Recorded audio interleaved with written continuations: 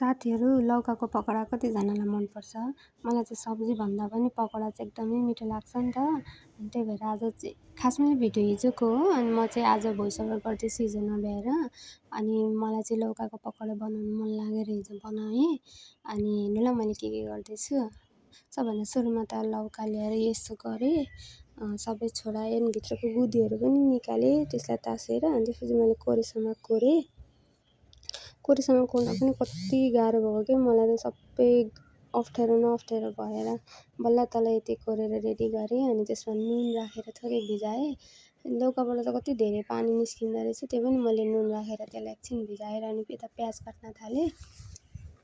अनि प्याज काटिसकेपछि मैले चाहिँ अनि त्यसलाई सानो सानो टुक्रामा पारिसकेपछि चाहिँ मैले अब त्यसलाई एउटा बाटामा राखेँ। अनि त्यो अघि मैले त्यो भिजाएर राखेको त्यो उयसलाई लौका छ नि त, त्यसमा कति धेरै पानी छ। अनि त्यसलाई पनि निचोरेर मैले त्यहाँ राख्न लागेँ। कति टाइम लागेको थियो त मलाई यस्तो गर्दा चाहिँ। भिडियोमा चाहिँ थोरै जस्तो देखिरहेको छ तर मलाई धेरै टाइम लागेको थियो।